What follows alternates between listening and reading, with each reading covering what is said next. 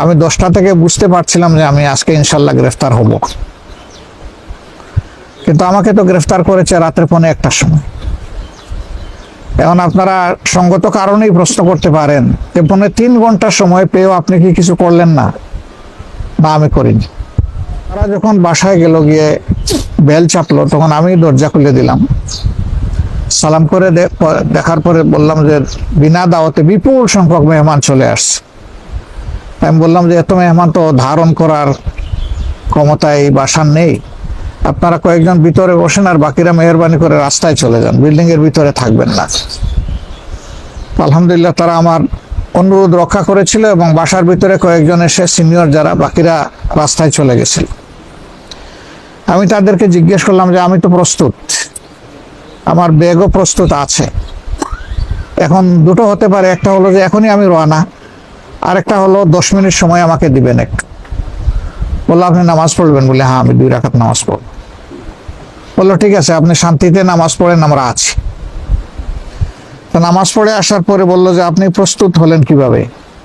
আমি বললাম না, আজকে না, আমরা তো 365 দিনই প্রস্তুত থাকি, অসুবিধা নেই। তারা একটু বিস্মিত হয়েছিল এই কথা শুনে যে আমরা 365 দিন রেডি থাকি। তো বললো যে কেন আপনারা 365 দিন রেডি থাকেন? আমি বললাম যে আপনারা তো আসেন, আমাদের প্রতি আপনাদের আন্তরিকতার কারণে তো আপনারা খোঁজখবর নেন মাঝে মধ্যে, এই জন্যই রেডি থাকে। তো হাসে। 3.5 ঘন্টা সময় পেয়ে আমি সরিনি কেন, বা সরার চেষ্টা করিনি কেন? আমি তো বুঝতে পেরেছি যে আমি আজকে গ্রেফতার হতে যাচ্ছি। আমি সরিনি এই কারণে যে কনফারেন্সের পরেই দায়িত্বশীলরা অনেকে আমাকে পরামর্শ দিয়েছিলেন যে আপনি একটু স্থান বদল করে থাকবেন কিনা। আমি বলছি না, আমি না, তবে আমার পাশে ডাইনে বাবুয়ে যারা ছিলেন তাদের সতর্ক হওয়া উচিত এবং তাদের স্থান বদল করে থাকাটাই উচিত। তারা আমাকে বলেছিলেন যে আপনি না, অথচ আমাদেরকে বলতেছেন। আমি বললাম যে আমি সরে গেলে জামাত ইসলামী পালিয়ে যাওয়ার শামিল, আমি পালায়ে যাব না। আমি সরে গেলে জামাত ইসলামী পালিয়ে যাওয়ার শামিল, আমি পালায়ে যাব না। আমি সরে গেলে জামাত ইসলামী পালিয়ে যাওয়ার শামিল, আমি পালায়ে যাব না। কিসমতে যেটা আছে সেটি হবে, যেটা নাই সেটা কেউ গোটাতে পারবে না ইনশাল্লাহ। কিন্তু আপনারা সরে গেলে সেটা হবে না, সেটা কৌশলগত কারণে এইরকম সরতেই পারি আমরা।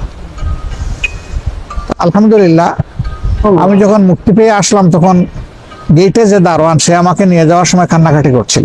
তা আমি ওর মাথায় হাত বুলিয়ে সান্ত্বনা দিয়ে বললাম যে তুমি তো কান্নাকাটি করো না, আমি আমার ফার্স্ট হাউস থেকে সেকেন্ড হাউসে যাচ্ছি, এটা তোমার চিন্তার কোনো কারণ নাই।